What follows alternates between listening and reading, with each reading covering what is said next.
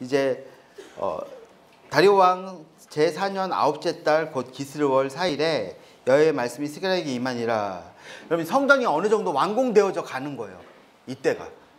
그때 베델에서 사람들이 사레셀과 레겜멜렉과 그의 부하들을 보내어 여호와께 은혜를 구하고 망군의 여호와의 전에 있는 제사장들과 선지자에게 물어 이르되 내가 여러 해 동안 해오던 대로 금식을 할까요 말까요? 라고 질문을 하는 거예요. 그러면 이 금식은요, 철저하게 예루살렘 성전의 멸망과 관련이 있습니다. 4월의 금식은요, 예루살렘이 함락되었을 때, 성벽이 무너졌을 때를 기념해서 하는 거고요. 그리고 5월의 금식은 성전 파괴 때문에 그때 하는 금식이에요. 그리고 7월의 금식은 총독 그달랴가 암살되었을 때, 10월의 금식은 예루살렘이 포위되기 시작한 날에 하는 게 이 이스라엘 사람들이 하는 4대 금식의 절기입니다. 이 사람들 아직도 지키고 있죠. 그런데 문제가 생긴 거예요. 베델 사람들이 보기에. 성전이 완공이 되어가요, 안 돼가요? 성전이 완공이 돼가는 거예요. 그러니까 이 금식을 계속 해야 되나 말아야 되나 라는 뭐가 생긴 거예요? 궁금증이 생긴 거예요. 그래가지고 사람들을 보내서 질문을 하는 겁니다. 이 근신을 할까요 말까요? 라고서는 묻는 거죠. 되게 유치한 질문이에요. 그죠? 그러니까 예루살렘 성전이 무너지고 성벽이 무너졌기 때문에 우리가 금식을 했는데 이제 성벽이 다시 세워지니까 우리가 이 금식을 해야 되나 말아야 되나 순수하게 질문하러 보냈어요. 근데 그걸 누가 들었어요? 스가랴가 듣고 여러분 7장에 보면요, 불같이 화를 냅니다. 1장부터 14절까지 내용은 의식이냐 실제냐, 결과가 아닌 원인인 거죠. 이 금식이, 이 멸망이 너희가 금식하지 않아서 멸망한 거냐? 율법 안 지켜서 멸망한 거 아니냐? 너희가 이 형벌을 받은 것이 하나님을 따르지 않았기 때문에 한 거지, 근신하고 금식했다고 이게 해결되는 거냐? 본질이 뭐냐라는 것을 보여주는 것을 보세요. 그러니까 70년 동안 너희가 행한 금식, 5월과 7월에 행한 금식은 하나님을 위해서 한 게 아니라 누구를 위해 한 거라고요? 너희를 위해서 먹고 마시고 한 거 아니냐라는 것을 볼 수 있어요. 자, 그리고 7장 7절에 보면 여호와가 옛 선지자를 통해서 외친 말씀이 있지 않느냐, 금식이 아니라 말씀이 있지 않느냐, 말씀 때문에 멸망한 거다라고 말하는 거죠. 그리고 8절부터 10절까지 선지자들이 외친 내용이 나타납니다. 자, 그런데 율법과 선지자들을 통해서 한 말을 그들이 듣지 않았음의 결과가 멸망이었던 거예요. 그렇죠? 그래서 이 내용을 보면 성전과 건물과 성전의 문제가 아니고 하나님 앞에 선 사람들이 문제인 거예요. 참된 회개의 시작은 금식이 아니라 하나님 앞에서 순종하는 삶이어야 된다는 거죠. 학개서하고 동일한 거예요. 옷이 거룩하다, 내 고기가 거룩한데 옷이 거룩해지냐? 아니다라는 거죠. 성전을 짓는 자들에게 이 성전이 지어졌다고 너희가 뭐 달라질 것 같냐? 하나님의 율법을 지키고 말씀을 듣는 삶을 살아야 되는 거다. 그게 백성이다 라고서는 이야기하는 것을 볼 수 있어요. 근데 이야기가 구조적으로 볼 때 참 재밌게 돼 있는 게요, 6장 15절에 먼데 사람들이 와서 여호와의 전을 건축할 거래요. 지금 성전이 건축됐잖아요. 근데 뭐가 왔다고요? 먼데 사람들이 와서 건축할 거예요. 이건 무슨 성전이야? 8장 22절에서 23절에 보면 많은 백성, 강대한 나라, 말이 다른 이방 백성들이 여호와의 성전을 건축하러 올 거래요. 여러분 7장 1절에서 3절에 보면 베델 사람들이 와서 은혜를 구하고 진문을 하죠. 8장 20절에서 21절에 보면 여러 백성의 성읍 주민이 올 것이고 그들이 와서 누구를 찾아요? 여호와를 찾고 은혜를 구하자 그러면서 찾아올 거라는 거예요. 대칭이 되고 있는 것을 볼 수 있죠. 7장 3절 하반절에서 6절까지는 금식에 대한 질문이, 우리가 금식할까요 말까요? 8장 18절에서 19절에 금식이 뭘 하게 될 거라고요? 희락의 절기가 될 거다라고 이야기하는 거예요. 그러니까 이 금식이 축제 절기가 될 거다라고 얘기했죠. 여러분 이게 어디서 성취됐어요? 복음서에서. 예수님의, 왜 바리새인의 제자도 금식하고 저들의 제자도 다 금식하는데, 서기관의 제자도 금식하는데 당신의 제자들은 왜 금식하지 않습니까? 라고 했을 때 예수님이 금식이 변화해서 희락의 절기가 될 거다, 지금은 혼인잔치다 라고 선포하셨던 말씀이 예수님이 그냥 하신 말씀이 아니라 어디서 온 말씀이에요? 스가랴 말씀에서 성취의 말씀으로 된 거라고요. 그러면 예수님을 통해서 그 잔치가 벌어지고 난 다음에 교회가 시작이 될 때 모든 먼 데에서 온 사람이 뭘 건축해요? 하나님의 성전을 건축하고 많은 백성, 강대한 나라, 말이 다른 이방 백성들이 나타나서 우리가 하나님의 나라의 백성이 되고자 한다. 은혜를 구한다. 하나님의 나라에 들어가고자 한다라는 게 그럼 어디에 성취인 거예요? 이 스가랴 말씀이 교회 시대에 성취되는 말씀인 거죠. 자, 그 안에 7장 7절에서 10절에 조상들에게 전하신 말씀이 있어요.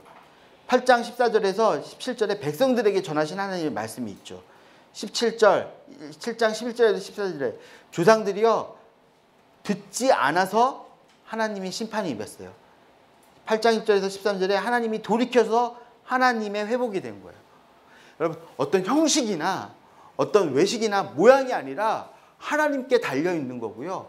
그 하나님 앞에 돌아가야 된다라는 것을 볼 수 있어요. 여러분, 하나님의 뷰가 바뀌어 있는 거예요. 하나님은 예루살렘 성전을 통해서 멸망을 통해서 새로 건축이 되지만 그 성전에 묶여 계실 분이 아니라 온 땅 가운데 또 온 만물 가운데 퍼져나갈 하나님의 나라를 이야기하고 계시는 거예요. 그러니까 스가랴의 문제는 뭐냐면 성전이 완성됐는데 또 성전을 얘기하는 거야. 스룹바벨이 기름 부음을 받고 스룹바벨이 멸류관을 썼는데 순이라고 이름하는 자가 나타나서 마태복음에 보면 나사렛 예수라 불리웠던 것이 그 순이라는 이름을 불리는 것을 성취하기 위해서 순이 낫지르예요.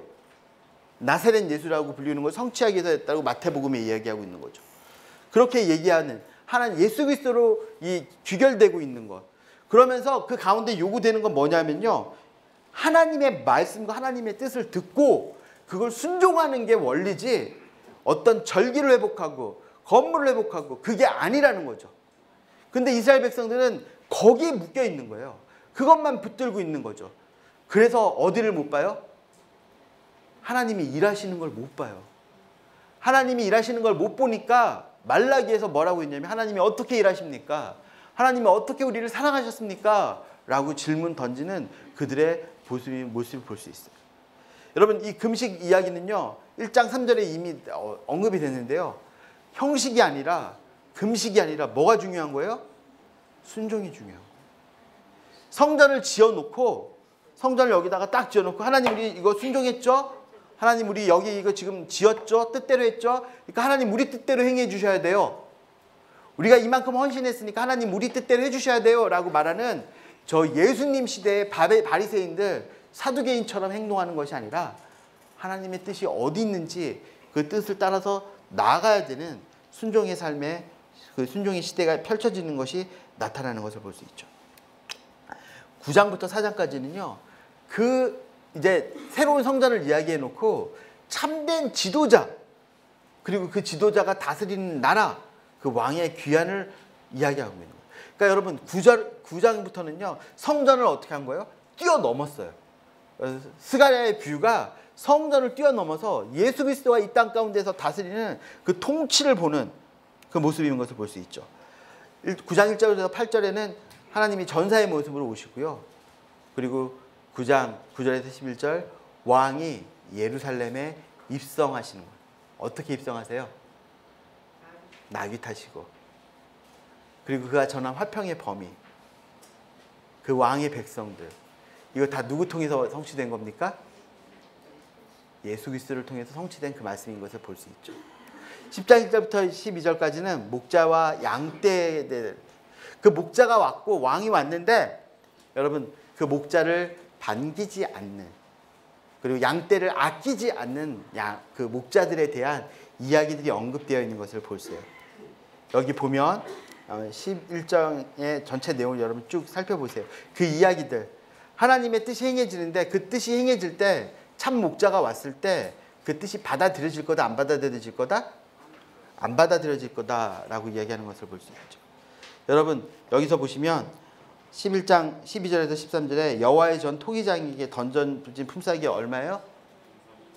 은 30이에요.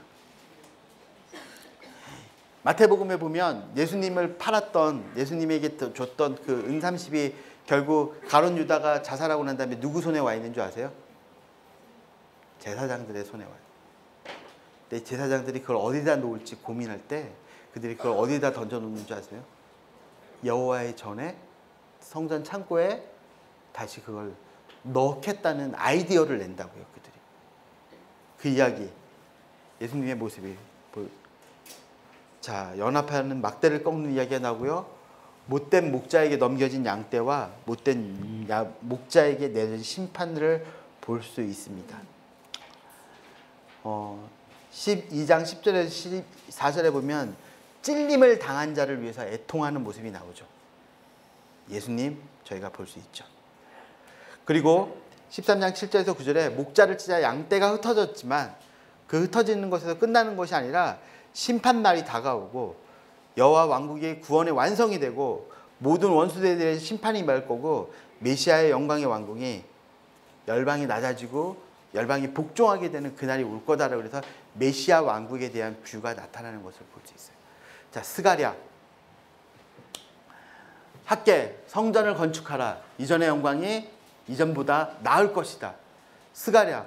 성전이 지어졌는데 또 다른 성전이 지어질 거다라고 이야기하는 거. 그리고 그 학계의 영광이 어디서 성취돼요? 예수님의 사역을 통해서. 그리고 스가랴의 성전이 어디서 지어져요? 예수 그리스도가 모퉁이 돌이 되시고 그 모퉁이 돌에 연합하여서 하나로 지어져가는 그 에베소서의 그 비밀처럼 우리가 그 앞에서 성전으로 지어져가는 그 일들이 나타나는 것을 볼 수 있어요. 여러분, 학계의 스가랴는요, 유대인을 위해서 쓰여진 그 포로에서 돌아온 사람들을 쓰여진 그런 선지서지만 무엇을 뛰어넘은 거예요? 그들의 비애를 뛰어넘어요. 여러분, 이 사람들이 그게 이해가 돼요, 안 돼요? 여호와의 말라기를 보도록 하죠.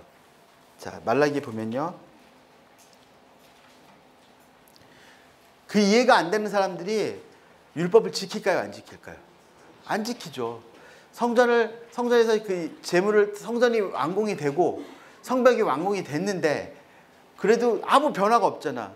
하나님은 그건 겉옷이라고, 그건 그냥 껍데기라고, 진짜 성전 따로 있다라고 말을 해줬는데 모르고 그거 붙들고 하나님이 우리 뜻대로 안 해주니까 하나님 앞에서 투정 부리는 그 이스라엘 백성들의 말, 하나님이 우리를 어떻게 사랑했습니까?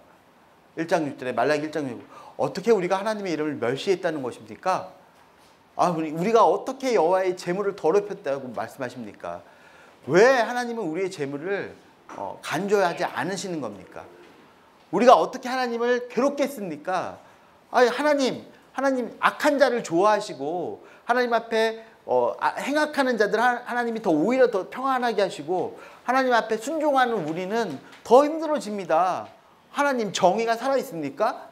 하나님의 정의는 어디 있습니까? 하나님이 내게로 돌아오라고 말하자 3장 7절에 뭐라고 그래요? 우리가 어떻게 돌아갈까요? 하나님이 3장 8절에 너희가 내 것을 도둑질하고 있다고 하니까 뭐라고요? 어떻게 우리가 하나님의 것을 도둑질하고 있습니까?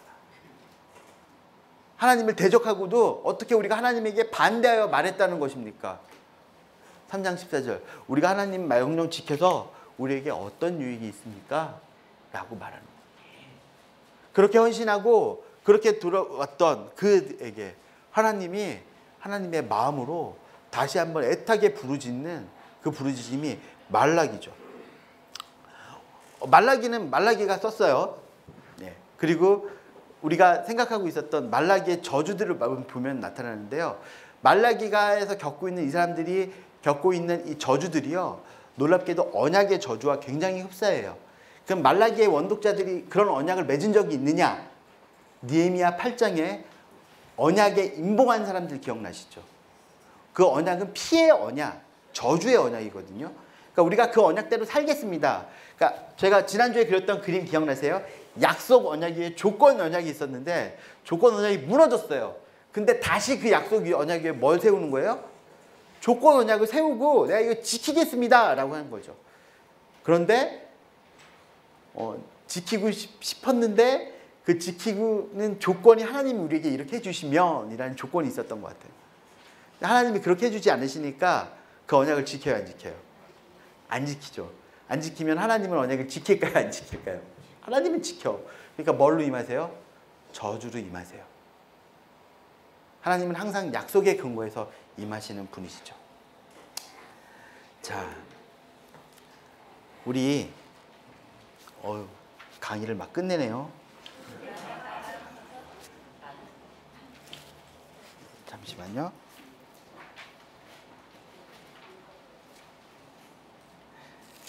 말라기서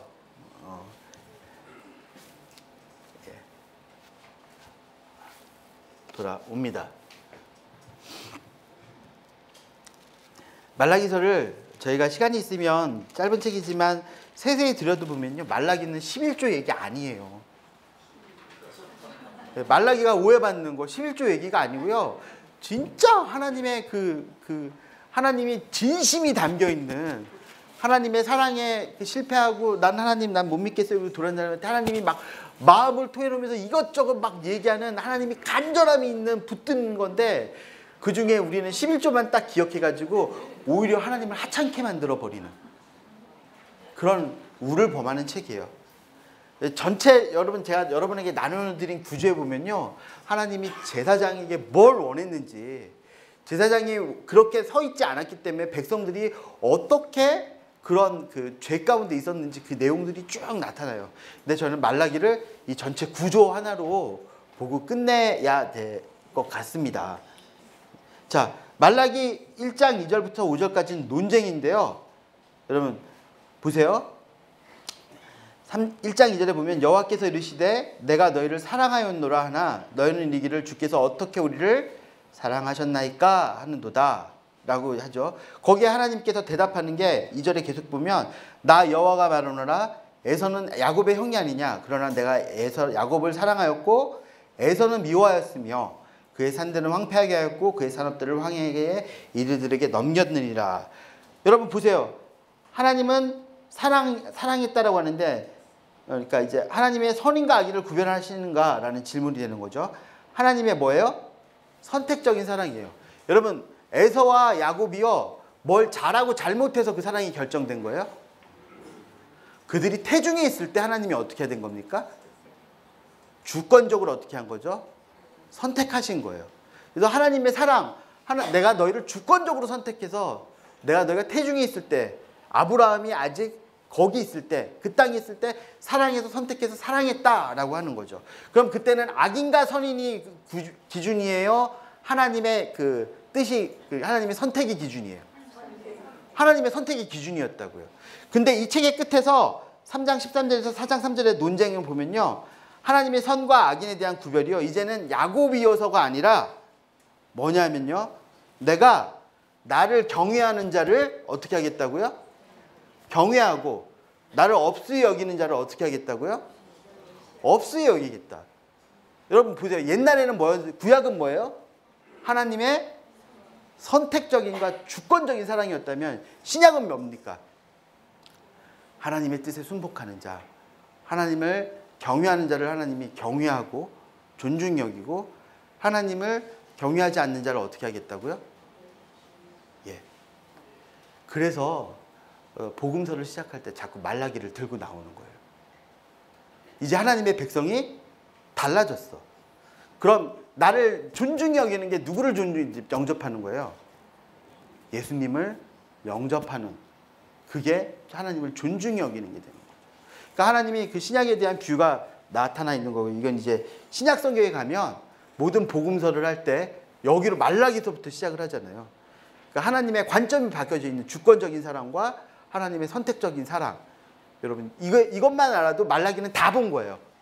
구약의 모든 끝에 그래, 내가 이스라엘 백성이니까 나는 당연히 구원받는 거지, 나는 야곱의 자손이야.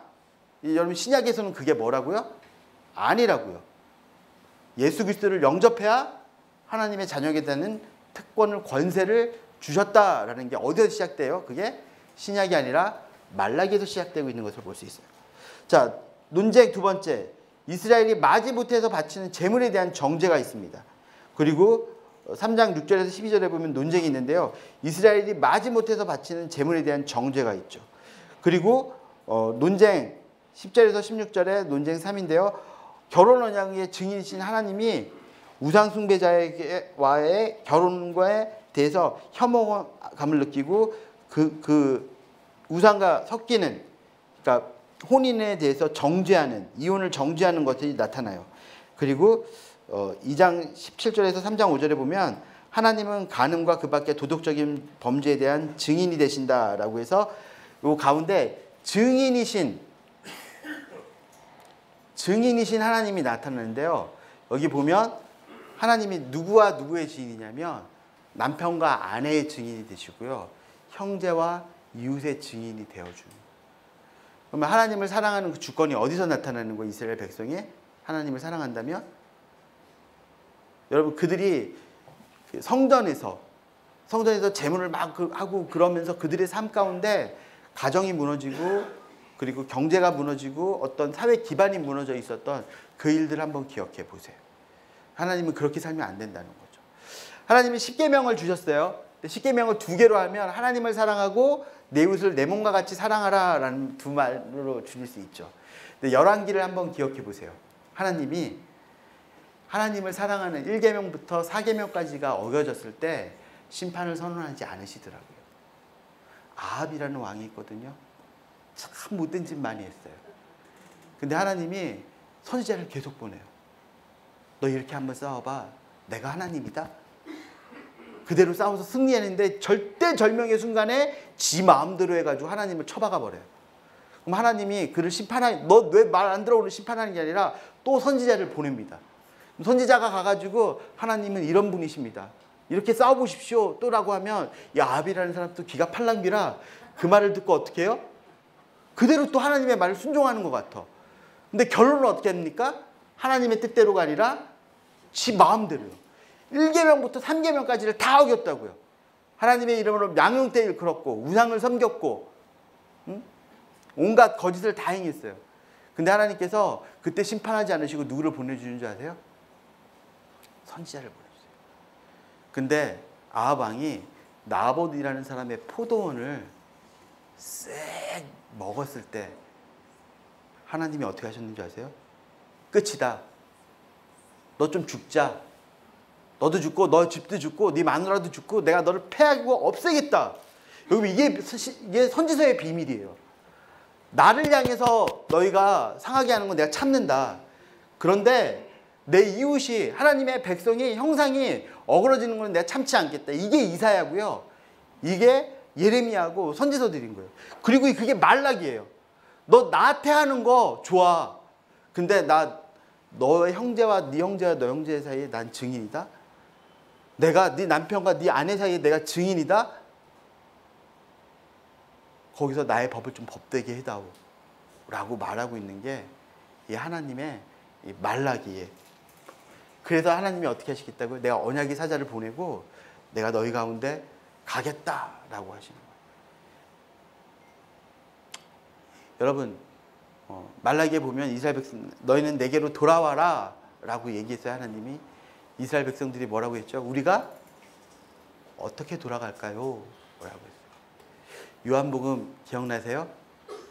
예수님께서 내가 길이요 진리요 생명이니 나로 말미암지 않고는 아버지께로 올 자가 없다라고 대답해 주시죠. 여러분 말라기의 질문들을 한번 기억해 보세요. 그리고 복음서로 들어가셔야 되고요. 말라기의 질문들을 가지고 신약의 세계로 들어가셔야 돼요.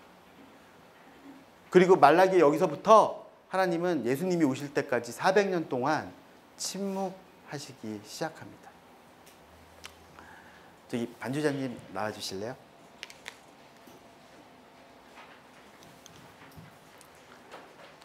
말라기는 제가 여러분에게 비교적 자세한 구조를 드렸어요.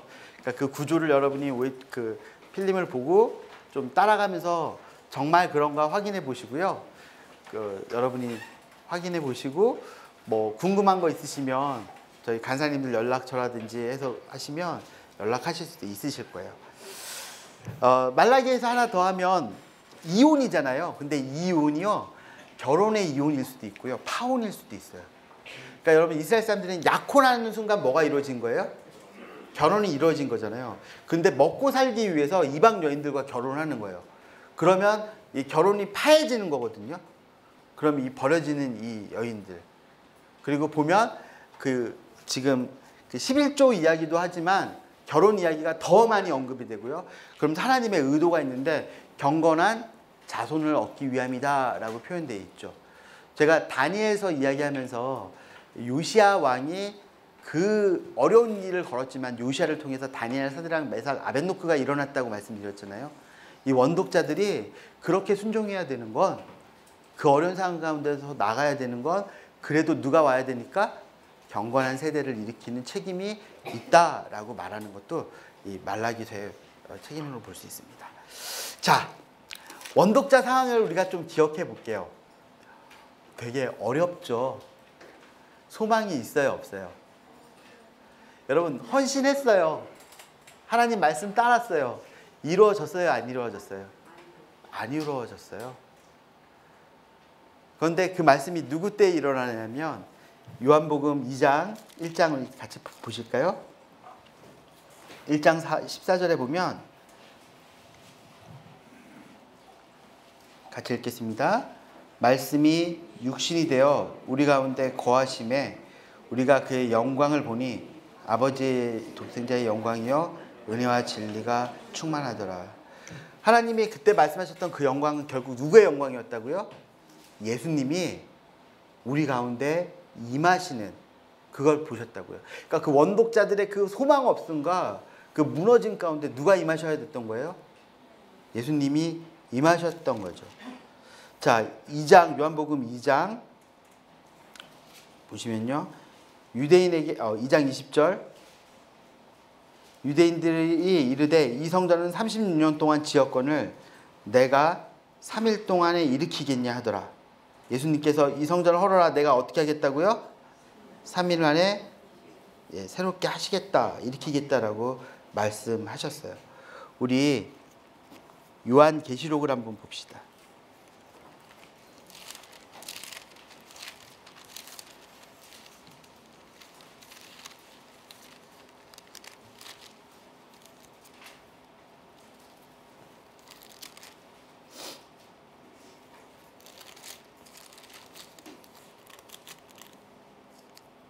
요한계시록 잠깐만요.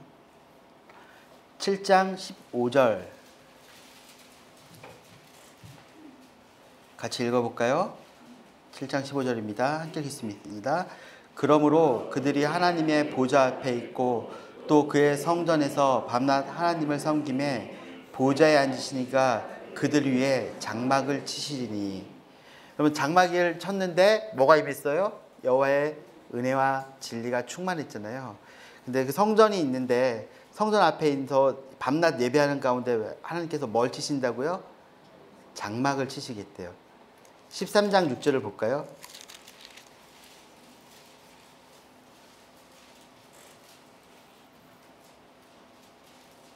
함께 읽겠습니다. 짐승이 입을 벌려 하나님을 향하여 비방하되 그의 이름과 그의 장막 곧 하늘에 사는 자를 비방하더라. 여러분, 하나님의 사람들이 어디 살아요? 그의 장막 가운데 사는 거죠. 15장 5절을 같이 읽어봅시다. 함께 읽겠습니다. 시작. 또 이르에 내가 보니 하늘의 증거의 장막이 성전이 열리며, 장막이 열렸다라고 얘기죠. 21장 3절이요.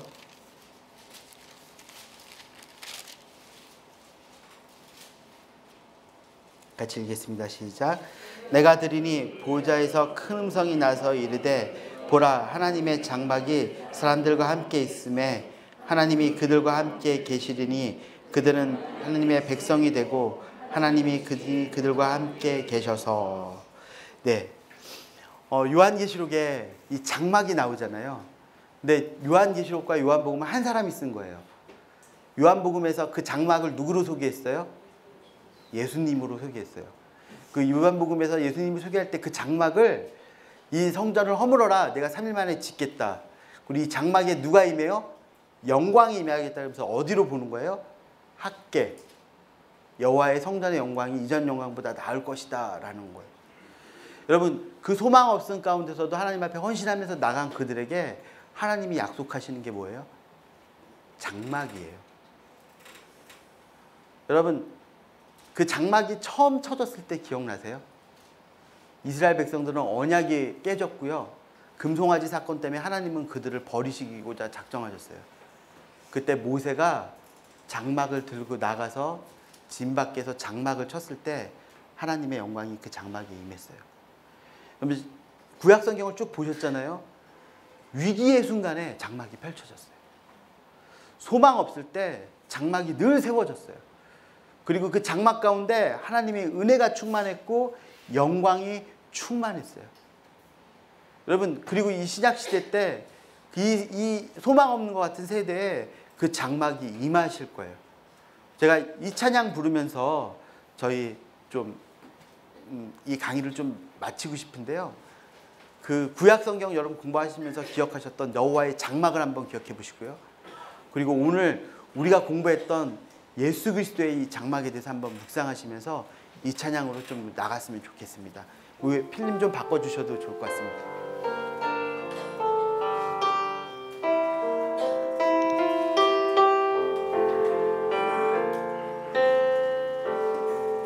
지극히 높은 주님의 나 지성소로 들어갑니다. 세상의 신을 벗고서 주 보좌 앞에 엎드리리. 내 주를 향한 사랑과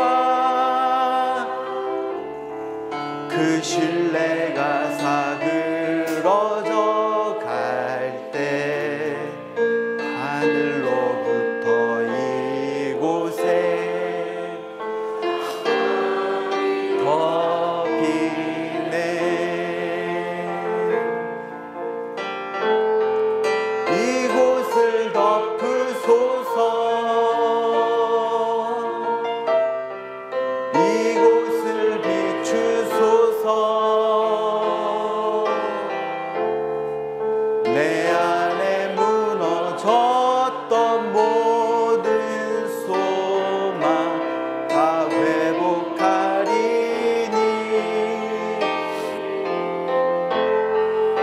이곳을 지나소서. 이곳을 만지소서. 내 안에 죽어가는 모든 예배 다 살아나리라.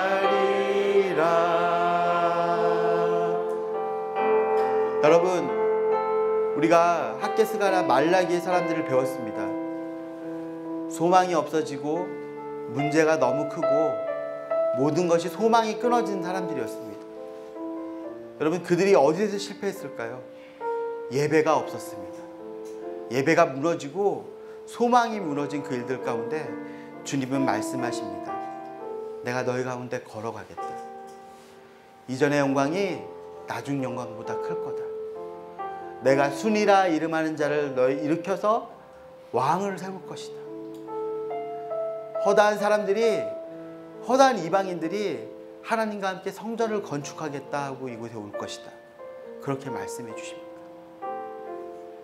지금 우리 가운데 무너진 것들이 있습니까? 우리 가운데 회복해야 될 예배가 있습니까? 그들이 하나님 앞에 헌신하고 결단하고 돌아왔던 길이 있습니다. 헌신했었습니다. 그러나 그들에게 필요했던 건 아버지의 영광이었습니다. 그 아버지의 영광이 이 학교가 맞춰지는 이날 우리 가운데 임하기를 한번 기도했으면 좋겠습니다. 우리가 말씀을 공부하고 지식으로 알고 끝나는 것이 아니라 우리의 예배가 회복되게 하여 주시옵소서. 우리 삶의 문제들 가운데 예수 그리스도께서 오셔서 그가 그 예루살렘 성전의 지성소 안에 그냥 머물러 있는 것이 아니라 그 성전의 휘장을 찢고 나와서 우리의 문제된 곳에 찾아오셔서 장막으로 덮어주시옵소서. 그 옷깃으로 스치고 지나갈 때 우리가 그 옷깃을 만지고 그 장막 가운데 거하는 자가 되게 해달라고, 그 장막이 우리에 펼쳐달라고 우리 함께 기도하며 나가십시다. 함께 기도하시겠습니다. 아버지 하나님, 우리 가운데 주의 영광을 임하여 주시옵소서. 아버지의 사랑과